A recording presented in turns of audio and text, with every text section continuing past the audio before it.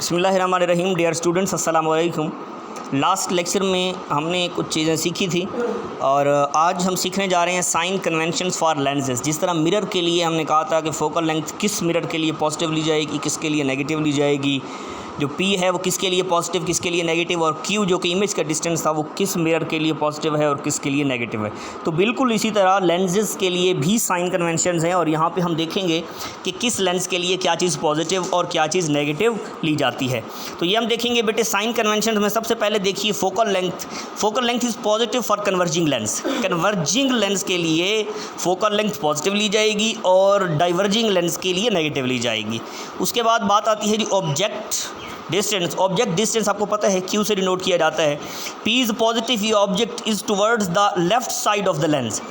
अगर left side के ऊपर ऑब्जेक्ट हम रखेंगे, लेंस की लेफ़्ट साइड पर यानी बाईं तरफ रखेंगे तो पॉजिटिव लिया जाएगा, और अगर राइट साइड पे लिखेंगे तो राइट साइड के ऊपर होगा तो फिर वो नेगेटिव लिया जाएगा। और ये वर्चुअल ऑब्जेक्ट होगा और वो रियल ऑब्जेक्ट होगा। वर्चुअल कहते हैं बट बेटे फर्जी को, ये वर्चुअल नहीं होता, वर्चुअल होता है और आपने वर्चुअल ही कहना है इसको।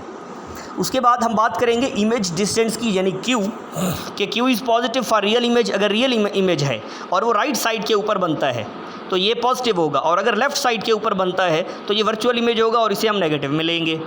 तो ये जो है फोकल लेंथ, ऑब्जेक्ट डिस्टेंस और इमेज डिस्टेंस के लिए कुछ चीज़ें हैं जो कि MCQs में पूछी जा सकती हैं। ये आपने अच्छी तरह तैयार करनी है। उसके बाद नेक्स्ट हम चलते हैं जी, ये नेक्स्ट कैमरा है जी, इसकी आपने रीडिंग करनी है। स्लाइड प्रोजेक्टर है, इसकी भी आपने रीडिंग करनी है फ़िलहाल। फ़ोटोग्राफ, इसके लिए भी आपने रीडिंग करनी है। मैग्नीफाइंग पावर, इसके लिए भी। नेक्स्ट है जी, छोटी सी डेफिनेशन है रिजॉल्विंग पावर। कि रिजॉल्विंग पावर क्या होती है। बेटे देखें, दो चीज़ें अगर इतनी करीब पड़ी हुई हैं कि उनका फ़र्क महसूस करना ही मुश्किल है कि उनके दरमियान में कोई डिस्टेंस है। बाज़ औक़ात दो छोटी चीज़ें या दो बहुत बड़ी चीज़ें एक दूसरे के इतना करीब पड़ी होती हैं कि हमें ऐसा लगता है कि ये एक दूसरे से टच हैं, हालांकि ऐसा नहीं होता।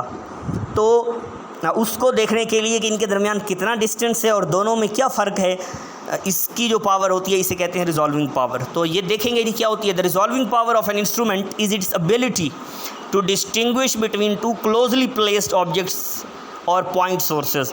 दो ऑब्जेक्ट्स हों या पॉइंट सोर्सेज, मतलब बहुत छोटे ऑब्जेक्ट्स हों, तो वो एक दूसरे के इतने करीब पड़े हों कि हमें ऐसा लगे कि ये मिले हुए हैं आपस में, हालांकि वो आपस में मिले हुए ना हो। तो उनकी खसूसियात के दरमियान जो हम डिफरेंस करते हैं इसको कहते हैं रिजॉल्विंग पावर। अलग-अलग हम उसको देखते हैं। तो ये बेटे दो डेफिनेशंस हैं, तीन। ये आपने साइन कन्वेंशंस भी याद करनी है, रिजॉल्विंग पावर भी आपने याद भी करनी है और लिखनी भी है। Thank you so much.